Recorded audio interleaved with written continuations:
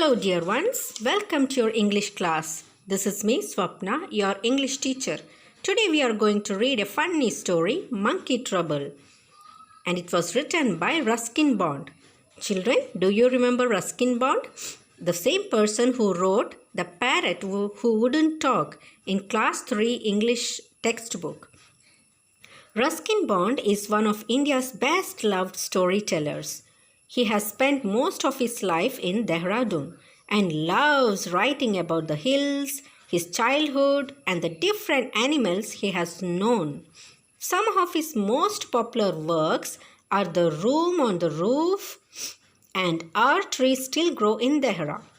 Monkey Trouble is one of his many stories about an unusual pet. Bond now lives in Landor, Missouri. So students, this story is about an unusual pet. What could the story be about? Who or what could the monkey be troubling? Or is it the monkey which is getting troubled? Let us read the story and find out. Grandfather bought Tutu from a street entertainer for 10 rupees. The man had 3 monkeys. Tutu was the smallest, but the most mischievous. She was tied up most of the time. The little monkey looked so miserable with a collar and a chain that grandfather thought she would be much happier in our home. Grandfather liked to keep unusual pets. So children, the story begins with the grandfather. Whose grandfather? Yes, Ruskin Bond's grandfather.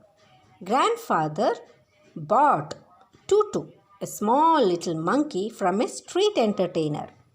A street entertainer is someone who goes around the street singing, playing an instrument, or making monkeys dance for money. Okay, so the man had 3 monkeys and Tutu was the smallest, but the most mischievous also, means very naughty.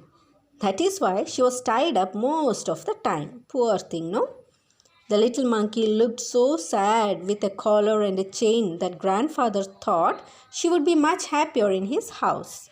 Grandfather liked to keep unusual pets, as we all know.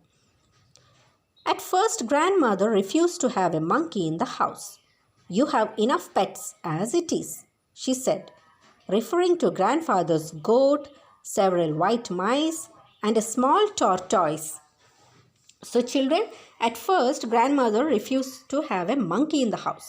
She says, "You already have enough pets in the house. So many white mice and a small tortoise and a goat and all that. Why do you want to have a monkey?"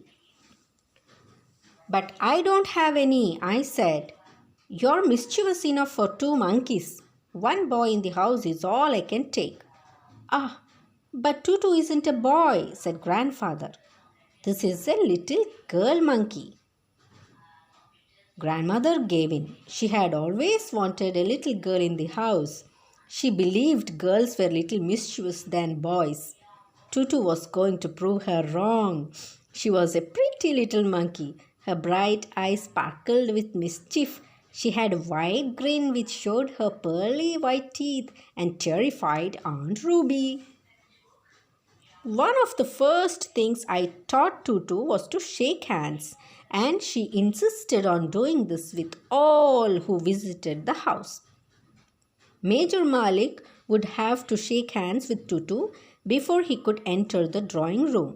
Otherwise, Tutu would climb onto his shoulder and stay there, playing with his hair and moustache.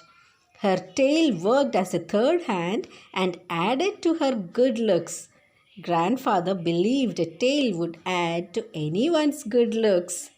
Such a funny paragraph here. Grandfather says that it's a little girl. Okay, monkey is a little girl. And this monkey does all mischievous things. And grandfather says a tail would add to anyone's good looks. Aunt Ruby had not been informed of Tutu's arrival. We heard loud shrieks from her bedroom and went running to see what was wrong. It was Tutu trying on Aunt Ruby's petticoats. They were much too large, of course, and when Aunt Ruby entered the room, All she saw was a white bundle with no face jumping up and down on the bed.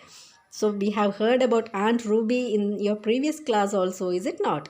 It is the same aunt, I also think. So, she was not informed about Tutu's arrival. Okay, and when she entered her room, she started shouting. It was Tutu trying to wear her petticoats.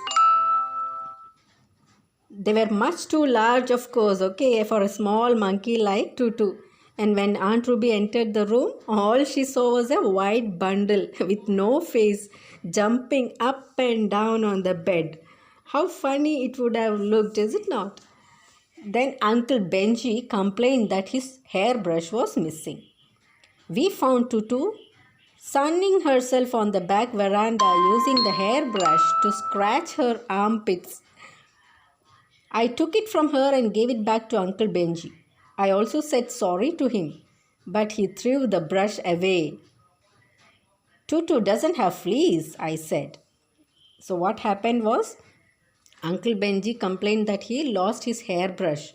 And what happened? Tutu was sunning herself, means sitting or lying in the sun with that hairbrush in her hand. And she was scratching her armpits, means under your arms. Okay, so I took it from her and gave it back to Uncle Benji. Who is I here? Of course, Ruskin Bond as a boy. And he also said sorry to Uncle Benji. But Uncle Benji threw the brush away. Tutu doesn't have fleas, I said. Fleas means small insects which we find on animals, okay? It drinks the blood of animals and can spread diseases also.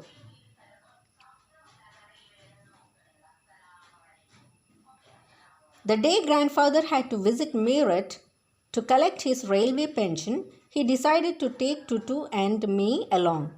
To prevent Tutu from moving about on the train, she was carried inside a large black travelling bag. Grandfather and I paid for our seats and we took Tutu along as a hand baggage. Now this is the funniest part in the story. Grandfather had to visit Meerut, okay, and to collect his railway pension, means money. So what happened? They decided to take Tutu also with them. And to prevent Tutu from moving about on the train, what did they do, you know? They carried her inside a large bag, black travelling bag. Grandfather and I paid for our seats. They did not pay for the animal and they took Tutu in that hand luggage. There was enough space for Tutu to look out of the bag and to be fed bananas and biscuits. But she could not get her hands through the opening or bite open the bag.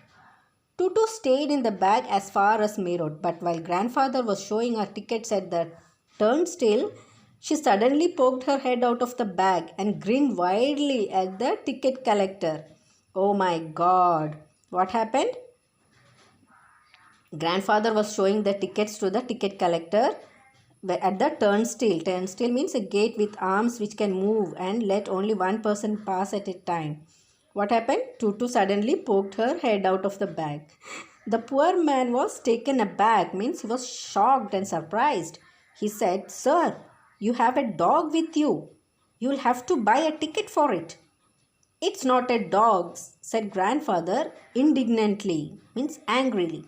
"This is a baby monkey and there is no charge for babies." "It's as big as a cat," said the ticket collector. "Cats and dogs have to be paid for." Grandfather took Tutu out of the bag. He tried to argue that a young monkey was not the same as a dog or a cat. But all of it was in vain. Vain means useless. To the ticket collector, Tutu was the same as a dog. So grandfather had to give up and pay 5 rupees as her fare. I hope you are understanding here, children. The ticket collector thinks the monkey as a dog and grandfather says it's not a dog, it's a monkey. But still, ticket collector asks him to pay for the ticket. And grandfather had to pay 5 rupees. Then grandfather, just to get him his own bag, took from his pocket the small tortoise that he sometimes carried about and said, "And what must I pay for this?" The ticket collector looked closely at the tortoise and pushed it with his forefinger. Then he gave grandfather a triumphant look, means happy and proud look, and said, "No charge, sir. It is not a dog." Wow, what a funny and wonderful story, children. You must read it from your textbook and also visit this video often to understand and enjoy it better. Here's a small assignment for you with some questions. Hope you will be able to write them on your own. You can use your own words to write this assignment. Okay, try it out. How is Tutu different from the other monkeys? Which other pets does grandfather have? Are they common pets? What made the grandfather bite Tutu, etc. Okay, try them on your own and write in your notebook. Bye.